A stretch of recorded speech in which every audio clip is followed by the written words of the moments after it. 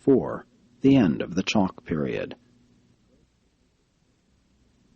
The Great Cretaceous period was drawing to a close, and its termination marks the end of the great sea invasions of the continents. Particularly is this true of North America, where there had been just 24 great inundations. And though there were subsequent minor submergences, none of these can be compared with the extensive and lengthy marine invasions of this and previous ages. These alternate periods of land and sea dominance have occurred in million-year cycles. There has been an age-long rhythm associated with this rise and fall of ocean floor and continental land levels, and these same rhythmical crustal movements will continue from this time on throughout the Earth's history, but with diminishing frequency and extent. This period also witnesses the end of the continental drift and the building of the modern mountains of Urantia. But the pressure of the continental masses and the thwarted momentum of their age-long drift are not the exclusive influences in mountain building.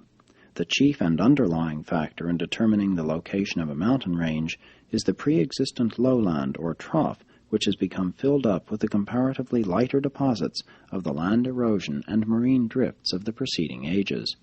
These lighter areas of land are sometimes 15 to 20,000 feet thick.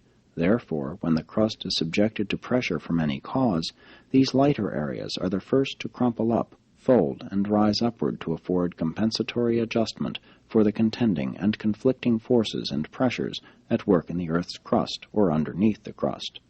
Sometimes these upthrusts of land occur without folding, but in connection with the rise of the Rocky Mountains, great folding and tilting occurred, coupled with enormous overthrusts of the various layers, both underground and at the surface.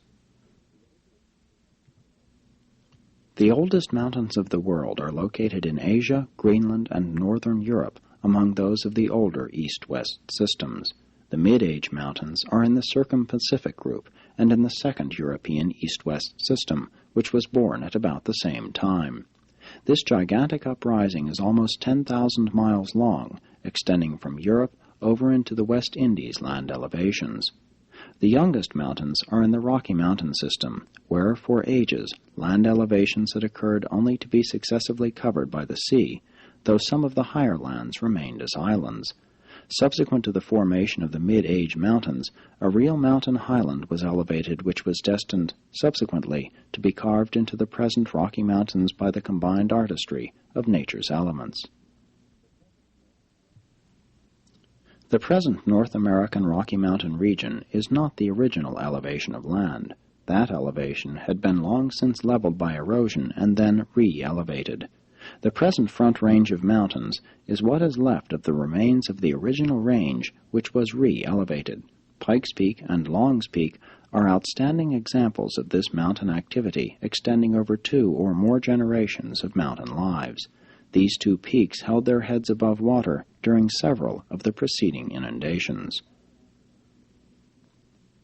Biologically as well as geologically, this was an eventful and active age on land and underwater. Sea urchins increased while corals and crinoids decreased. The ammonites of preponderant influence during a previous age also rapidly declined. On land, the fern forests were largely replaced by pine and other modern trees, including the gigantic redwoods.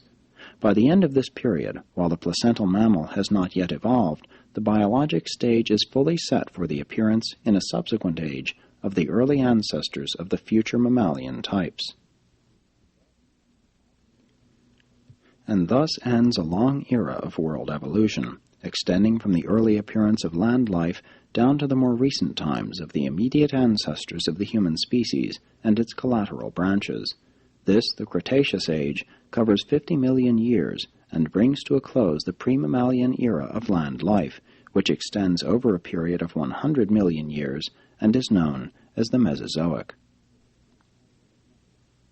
Presented by a life carrier of Nebadon, assigned to Sitania and now functioning on Urantia.